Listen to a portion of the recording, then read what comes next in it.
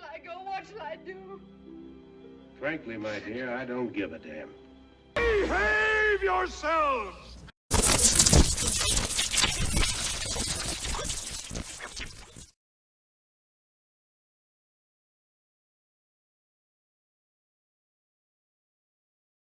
Hello, YouTubers out there. This is Jerry Saravia at the movies. So briefly today, we're going to talk about Paul Thomas Anderson's new film, One Battle After Another.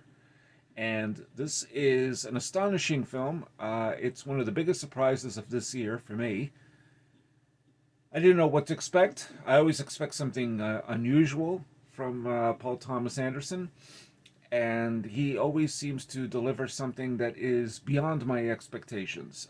For me personally, for this decade, Licorice Pizza is at least one of the top 5 films I've seen in this decade alone. And that's a film that just makes me so emotional. I just love that movie. It's one of Paul, if not Paul Thomas Anderson's best film for me, since Magnolia.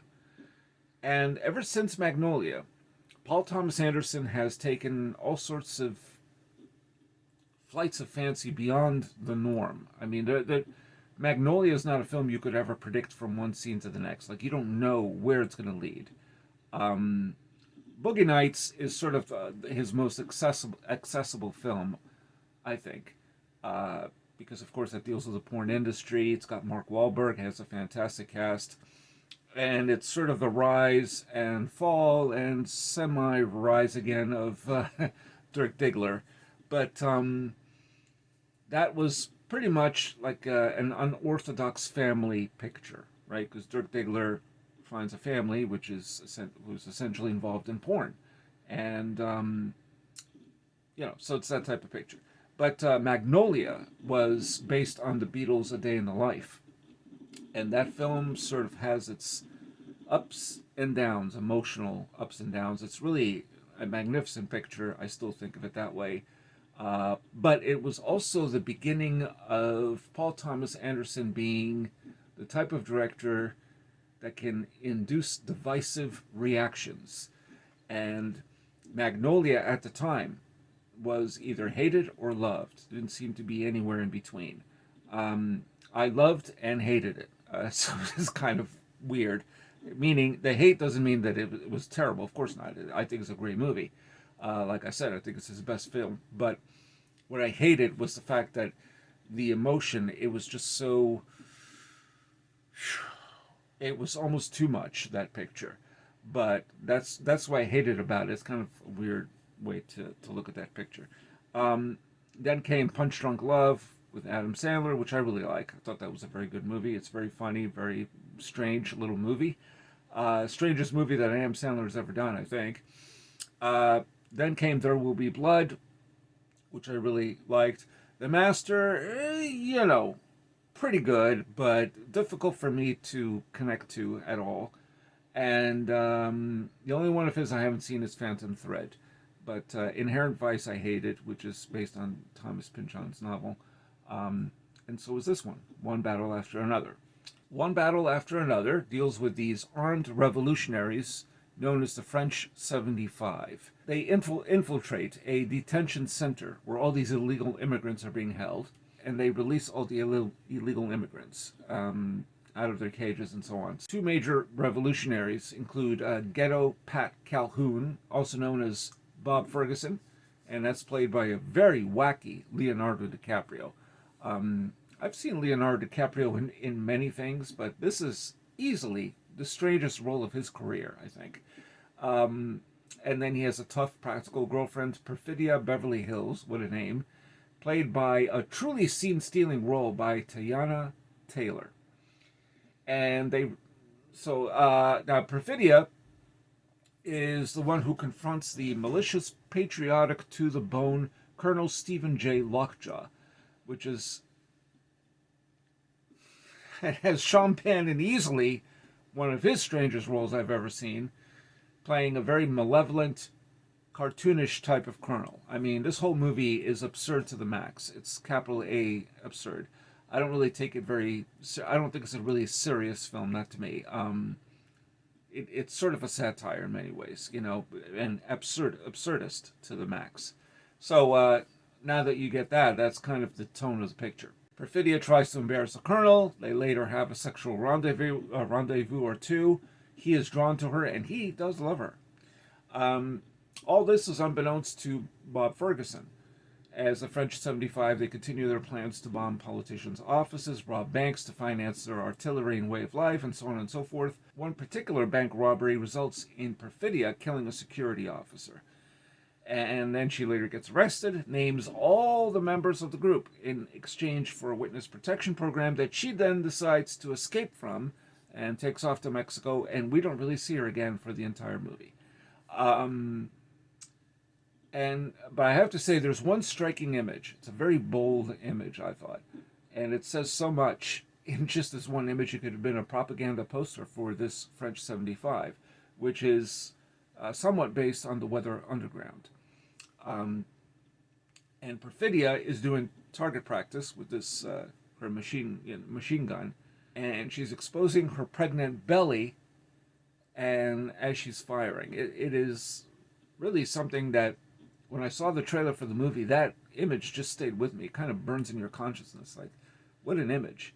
So, the story then progresses to 16 years later, and Bob is living with his practical teen daughter, Willa. And, which I didn't mention this before, but Perfidia got pregnant. And I'm just going to leave it at that. So 16 years later, we see Willa. That's this is Perfidia's daughter, and seemingly Bob's daughter as well. I'll leave it at that. And Willa's played by Chase Infinity. This is her first picture, and wow, just a marvelous performance. I mean, she is electrifying on screen. I mean, Paul Thomas Anderson could not have picked a better actress to play the role of Willa. Bob and Willa live in some sanctuary in the middle of the woods, off the grid, and Bob is a paranoid wacko drug addict and sleeping late and uncertain of Willa's friends, and he doesn't use the proper pronouns. Sound familiar? Okay, so but there are bigger fish to fry when word gets out of Bob and Willa's hideout, with Willa running with one other French 75 member to a nunnery that is anything but a nunnery. It's like a front for for the revolution, for these revolutionaries. And meanwhile, Bob runs from the military, makes calls to French 75 without knowing the crucial passwords. These are some very funny scenes with Leo DiCaprio trying to figure out what the heck is the password. And he can't recall because it's been 16 years and he has not been involved in any sort of revolution. And for that matter, we don't know what Perfidia is up to. To make matters worse, on this very elongated chase picture is a colonel who wishes to join a white supremacist organization called the Christmas Adventurers. And I wanted to laugh at such an absurd name for a white supremacist group.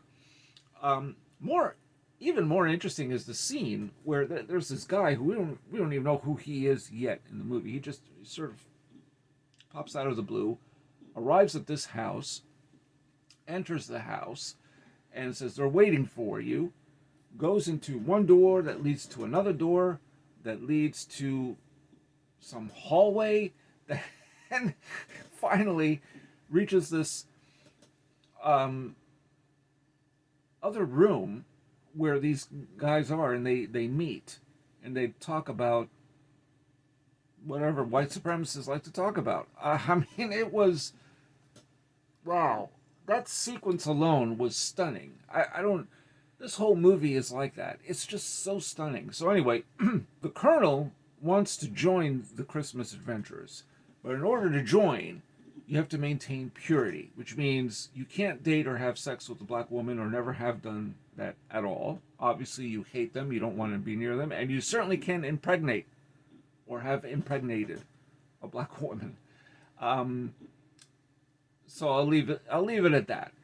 Now, what I found fascinating about this film, which is based on Thomas Pynchon's novel Vineland, very, very loosely based. I mean, I've never read this novel, but from what I've seen described, it's anything other than what you see on screen here. Um, the male characters are dumb, most of them, except for Benicio del Toro, who shows up as a karate master that actually instructs Willa in karate. But most of them make stupid mistakes. Yet the women, that includes Willa, to a certain extent Perfidia, and some of the others, they know how to survive in a contentious, malicious, nihilistic world. That I found very interesting. And Bob Ferguson is not exactly a hero, not exactly an anti-hero. He is unsuited to be any sort of meaningful revolutionary. He is not exactly Che Guevara, okay?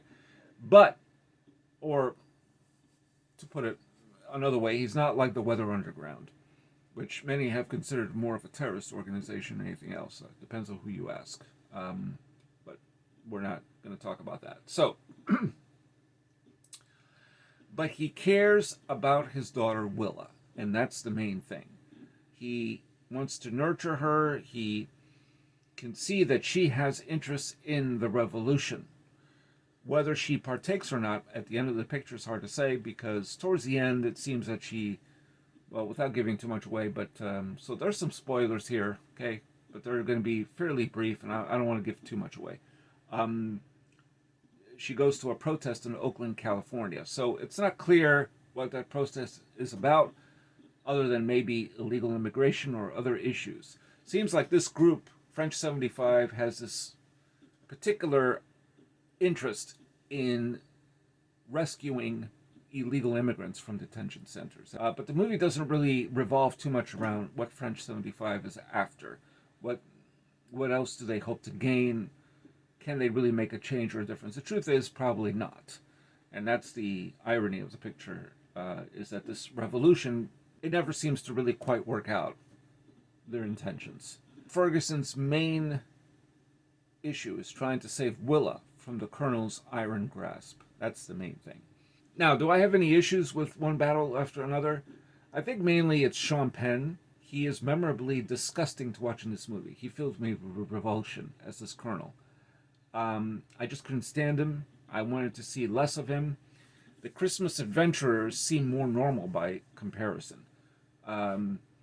This guy is just, it's not the fault of Penn, who gets to show off his arms in one scene with bulging veins, but he's much more cartoonish than I expected.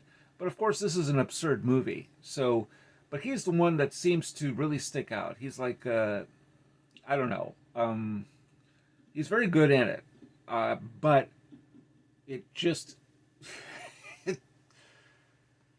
there's no humanity in this guy. This guy is just, he's a malevolent force. That's what he is. One battle after another has velocity. It feels startlingly alive.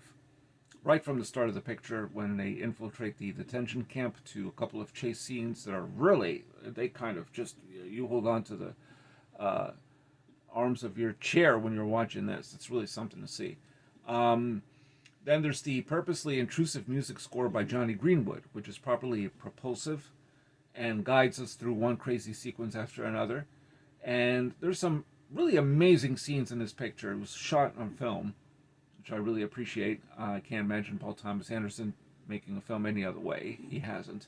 From the rooftops at night with Bob running with these ridiculous shades and a robe that he has on, which looks like something out of The Big Lebowski, to the desert sequences that truly enrapture, including a final chase scene that feels exactly just right. It was stunning. I can't explain why. I've seen so many chase scenes in movies. Oh, we all have, car chases. But this one,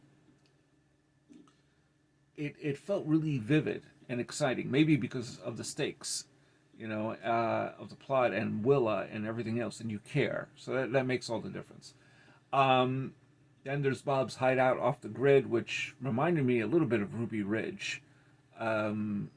So I thought that was also fascinating. To the remote nunnery, where they have no Wi-Fi. And finally, the actual lair, as I mentioned, of the Christmas adventures. That has to be seen to be believed. So the film shows the pain, intermittently, the pain, the fatigue, and the soul of a broken family living in a chaotic world. And I would not mistake One Battle After Another as political. As I said, I don't think there's much insight into the revolutionary group itself, the French 75. But as an action picture overall, it has gravitas, it has style, absurdist humor, histrionic acting by Leonardo DiCaprio, as I mentioned also Sean Penn, and a very capable turn by newcomer Chase Infinity as Willa. She can hold her own like nobody's business in this film. It's really amazing work. Like I don't know what's going to happen Academy Award season time, but she may easily snag a Best Supporting Actress. Although, actually, I would say Best Actress nomination. I mean, she is fantastic. So, bordering on satire, with bold strokes of dramatic conflict and suspense, and the DNA test on Willa. That's a scene that made me very nervous. This movie is a cinematic marvel. It kicks your butt hard. It really does. And it's a welcome change from what is mostly in theaters and has been over this year. I've seen a few surprising films this year. Sinners is certainly at the top. But this movie is... I've just never seen anything like One Battle After Another before. I mean, it's got everything you would want in a movie in many ways. And in other ways, it's very personal. And it's a hell of a time at the movie. So go see One Battle After Another. Absolutely. No question in my mind. I have very little reservations about this movie. I think it's a great movie. So check it out. So have you seen One Battle After Another? What do you think? Especially about Leo DiCaprio, Paul Thomas Anderson's directorial career. I mean, what a career. It's been about 30 years now that he's been working, since Hard 8, 1996. What a career, and some amazing performances in most of his films. I mean, it's just, this guy is, he's easily one of the very best directors that we've had since the 90s, for sure. No question in my mind. So yeah, let me your thoughts. Tell me what you think. If you aren't a subscriber already to this channel, please do and subscribe. And hit like. That's good for the algorithms. If you are a subscriber already, thank you. And hit the notification bell for future uploads. And this is Jerry Saravia at the Movies, signing off.